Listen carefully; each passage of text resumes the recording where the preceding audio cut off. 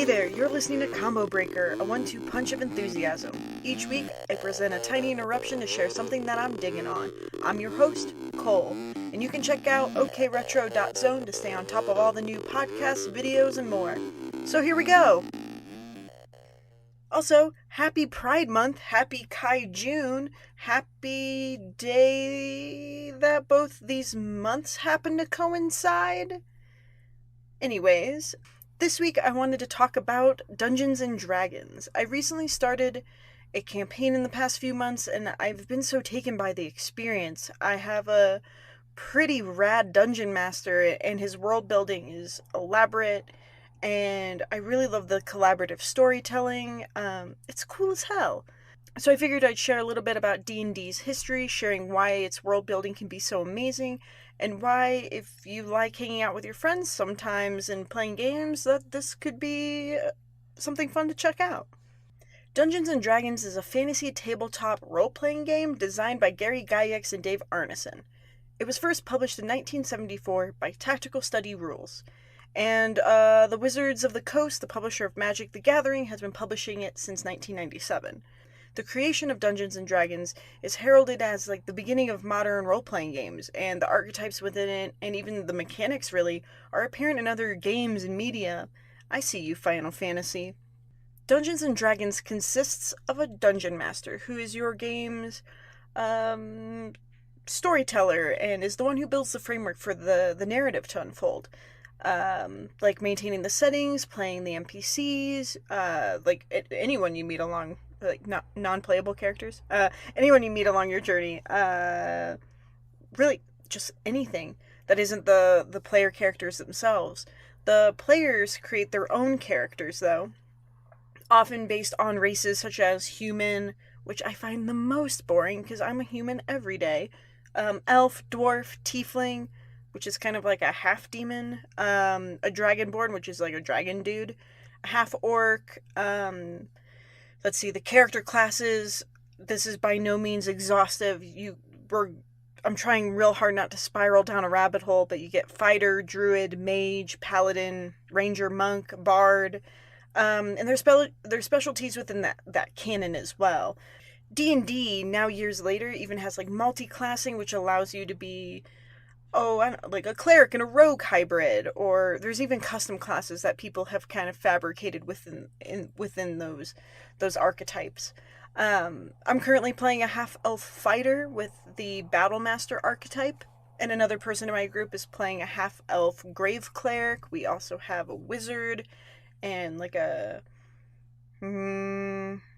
DPS-focused druid. I don't know what her focus is. Oh, and there's character alignment as well. I'm chaotic neutral, and so is my character. Sorry, that was a dumb joke. I just phrased that sentence wrong. But yes, my character is chaotic neutral. So, the players create their characters and the DM builds a world around them, and as the player sets off to maybe save the world, they could also deviate completely from the DM's plans and maybe, I don't know, live in a fishing village, but it's, the game is not only like a dialogue between the players and each other and the DM, but like also what the group's actions lead the DM to create and what the DM creates to lead the players to explore. So it's pretty rad. Dungeons & Dragons provides a detailed structure to work within, and of course the DM can decide if those parameters or rules work within the narrative that they're trying to build. And when I say provides a detailed structure, I mean there's some fucking books, okay? My experience with D&D started in my late 20s and with the release of 5th edition. There's 5 editions of D&D. So through the years there have been paradigm shifts from how players even build their characters to how you interact with the world, and pretty much all those moving pieces have slowly been tweaked over time and changed and brought back and evolved. But with every edition there are some books. When I've been playing, we all have a copy of the player's handbook that we flip through.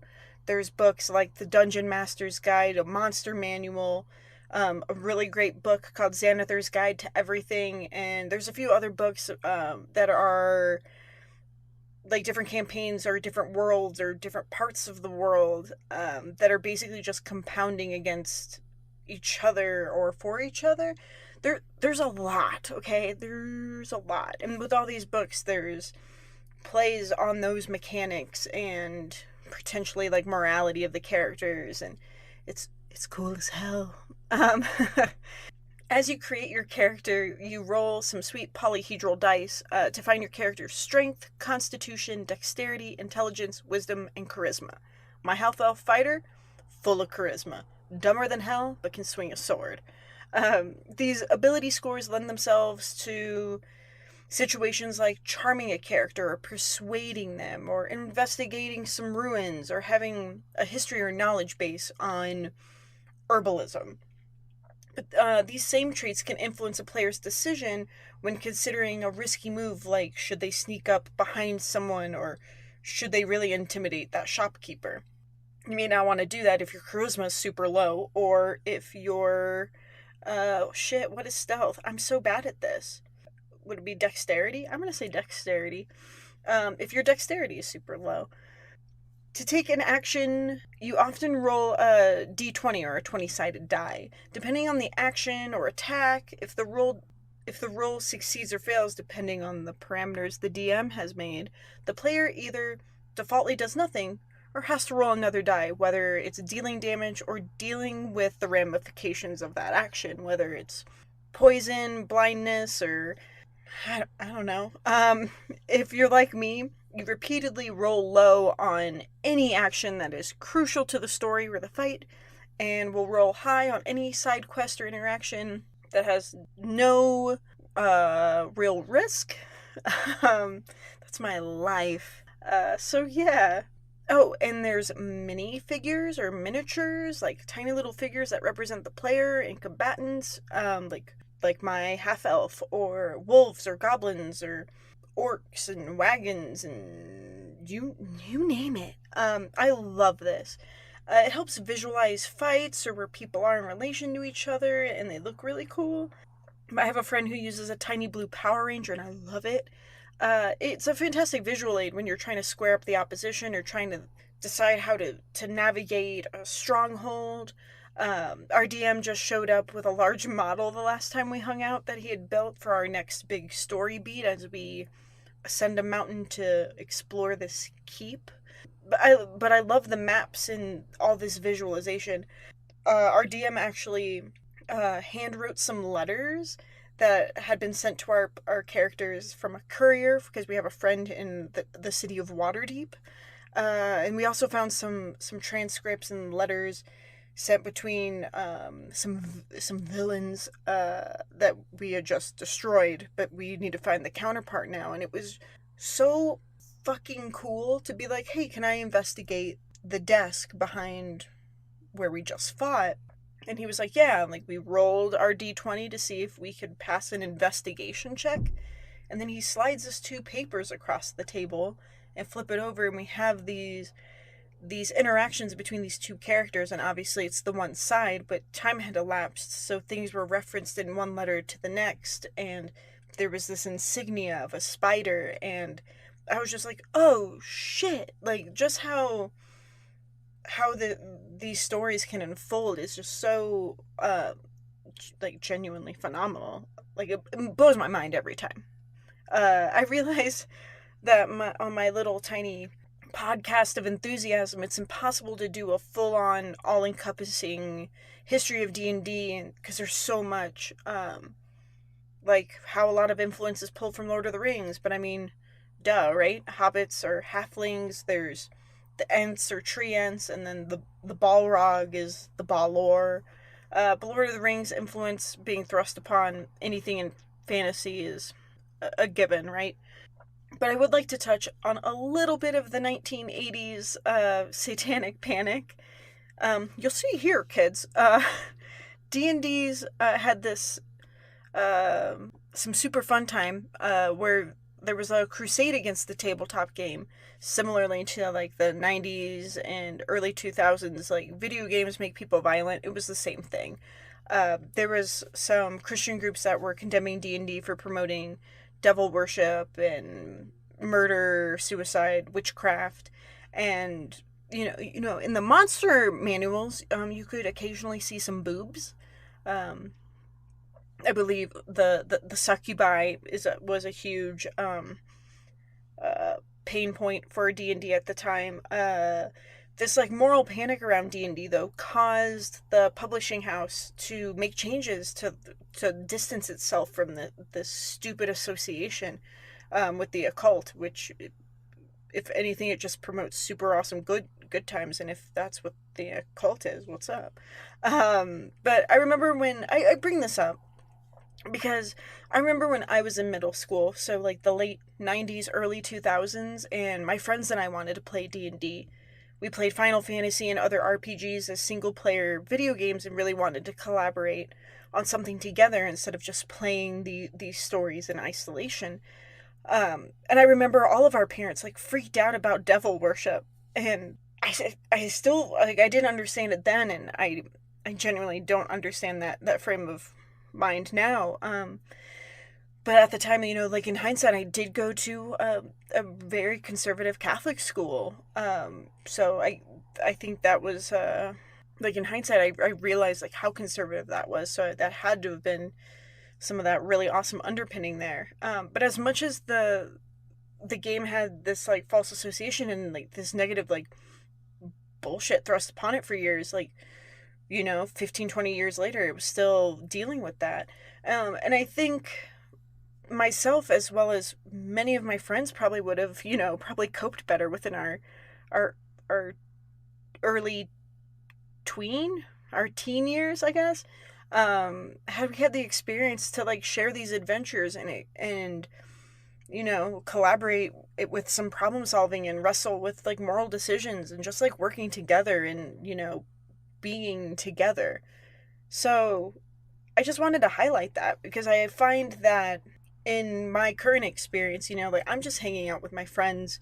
I constantly look forward to eating pizza and drinking beer and, saving a town from destruction, all while just playing this game with my friends. But, I joked about being chaotic neutral, but we keep having these, like, discussions around the gameplay, so we kind of pull back from our game and realize that the decisions that we're making are also reflections of ourselves. And it's also, like, sparked really great conversations. I don't need to, as much as I would love to regale you in my D&D experience, in our world. There was what's the word? There was a mansion that we, I guess, removed some thieves who have been inhabiting it, and the building had fallen into disrepair years before they had gotten there. In this world of the city of Phandalin. So if you've been around D&D at all, that's a name that comes up a lot, in many incarnations, of course. But in this mansion, we got these thieves out, and once we got them out, we just kind of explored. And my very dumb half-elf fighter is quite acrobatic, so I was able to shamble up some like disrepair and get my team up there. And we found just this room that had been untouched for maybe half a decade, and there was just a body that had been there. And we looked around the room, we found a journal, and so there was like, letters to read through and these things that we could experience through, written text that was this individual's experience. So like the world that we live in also has history, which is so very cool. And we found that this person was a woman, and she basically was a steward of this house and took care of it and loved living there and having this second chance at life. So we decided that we have a grave cleric. So one, she made sure that she could not be revived as a zombie, but we also buried her on the property so she could look over this house over the town that it has now changed since she's lived there, but we wanted it to feel good. And it just like brought this like really, really cool conversation of like, well, yeah, we found someone and something happened here. We don't know what, but how can we resolve this to like tie up loose ends? And I think that caught our DM like off guard, and it happened once again once we met some people who we were in a fighting side by side with, and we didn't know them, and then we offered them shelter at our place, and he was just like, oh, that's a good idea, you should do that. It's really like sparked conversation, and we've had a conversation about race and stuff. Like, it's just bonkers that like this simple game about elves and hobbits, well, halflings, can really like foster this sense of community and I was gonna say home or space, but I don't know, it's like there's definitely a sense of belonging, and I think part of that is what you're dealing with as the player, but also how you're dealing with it together. This got like way more sentimental than I anticipated, but like fucking go play some D&D, guys. It's so good. Um so let's just circle back here. I'll tie this bad boy up. I'm not sure how much D&D has kind of permeated pop culture. It's probably referenced on The Big Bang Theory a few times. I don't fucking know. But you can watch D&D streams on Twitch, and there's stuff on YouTube, of course. Geek and Sundry started Critical Role. Critical Role got so big, it's now its own production company, I believe, as of last year. I haven't even gone down that rabbit hole because there's so much content there. And there's also the Adventure Zone, which is hosted by the McElroy brothers.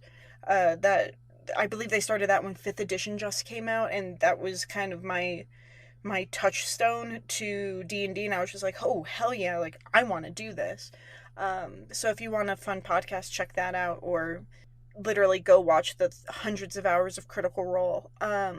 So yeah, D&D's fucking rad. Go do it. Go treat yourself. So thank you guys for listening to Combo Breaker, a 1-2 punch of enthusiasm. I hope you enjoyed this week's podcast, and if you did, I hope you share it with a friend.